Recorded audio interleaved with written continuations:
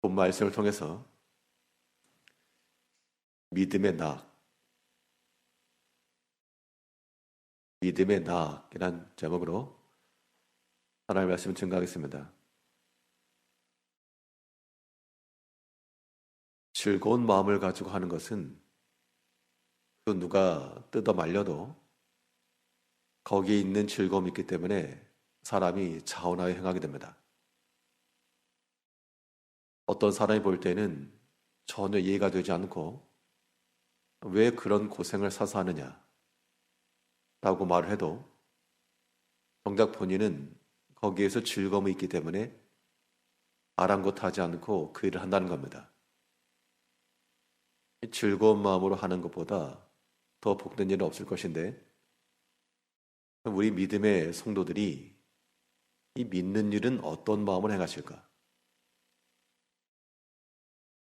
우리가 의무감으로 행하는 것도 중요하겠으나 의무감으로만 하는 것들은 한계가 있기 마련이고요. 우리 마음속에서 참으로 그 즐거운 마음으로 그 믿는 일이 즐거워서 그 일을 행할 때 세상이 알지 못하는 그 은총과 은혜 가운데 들어갈 수 있다는 겁니다. 그러면 이 믿음의 일을 우리가 즐거움으로 기쁨으로 감당할 수 있으려면 우리가 어느 단계까지 이르러야 될 것인가? 어떻게 믿음 생활할 때 우리 마음에 그 심령의 즐거움이 말 것인가? 오늘 본 말씀을 통해 살펴보게 되면 먼저 우리의 모든 믿음의 행위라고 하는 것들이 하나님의 뜻을 따라 행할 때 거기에서 즐거움이 나오는 겁니다.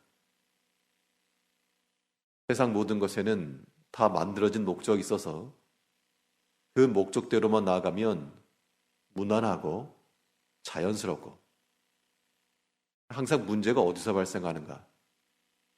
본래의 목적에 어긋날 때 항상 문제가 발생하는 겁니다. 사람의 몸도 하나님께서 만드신 그 원래의 질서대로 움직이면 건강한데 그 가운데 뭐 하나라도 그 원래의 목적에 어긋나게 되면 거기에서 큰 고통이 동반되는 겁니다. 오늘 본문에서 인생을 다 살아보았던 전도자가 그 자녀들이 하는 말이 너희가 청년의 때 아무리 세상에 눈에 보이는 것을 다 해도 그때만 잠시이지 끝나고 나면 다 허무한 것이 세상 이치인데 아무 낙이 없다 라고 말하기 전 너의 창조자를 기억하라 라고 말하고 있습니다.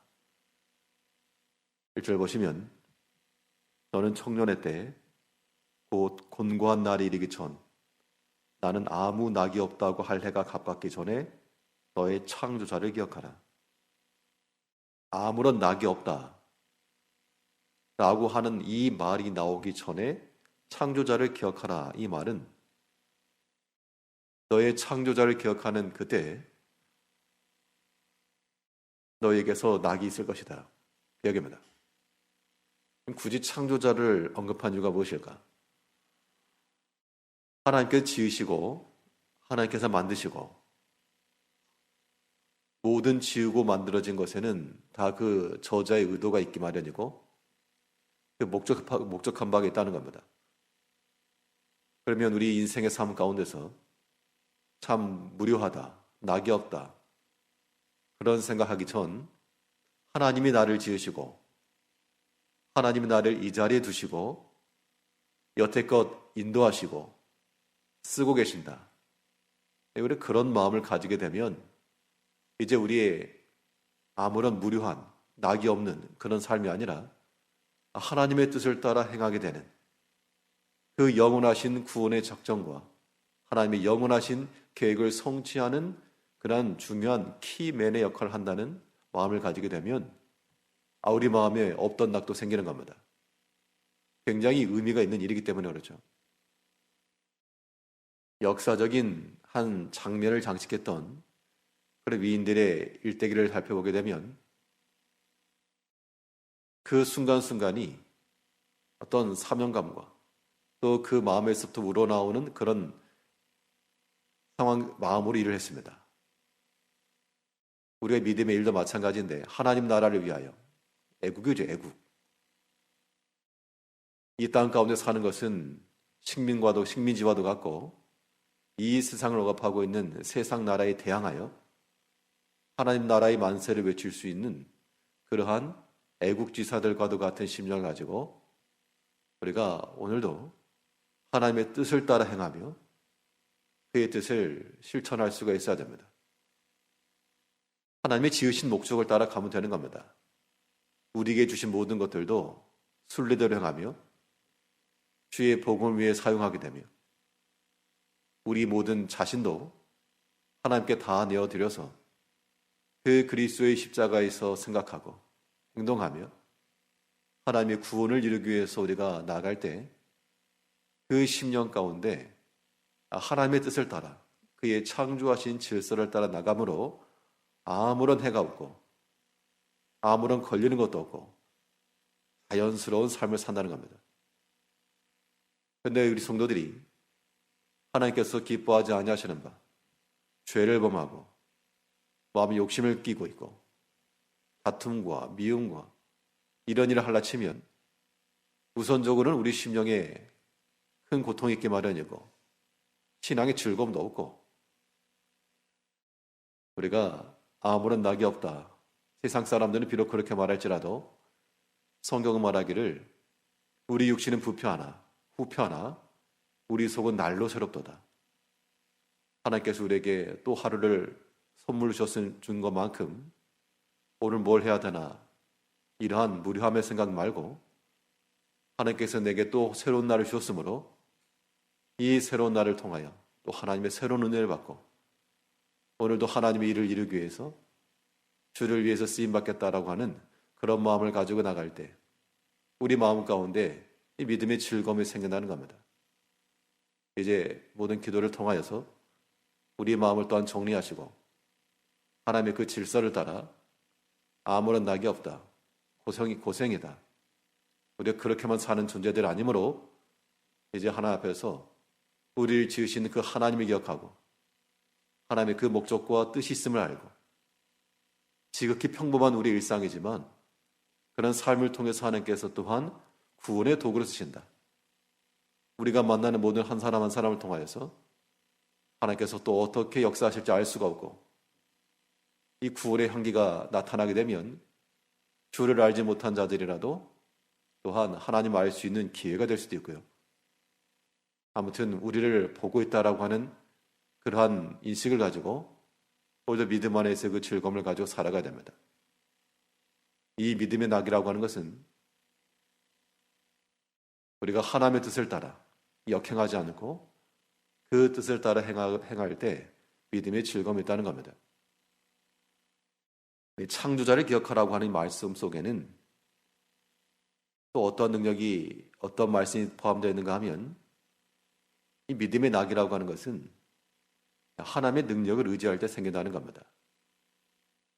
청년의 때 육체적 기능만 놓고 보면 이 청년의 때가 가장 왕성합니다. 경험이라고 하는 것은 부족할 수 있어도 아무리 경험이 많아도 육체가 약하면 마음에 생각하는 것이 이룰 수가 없는데 젊은 청년들이야 그런 건장함을 가지고 일을 할 수가 있습니다.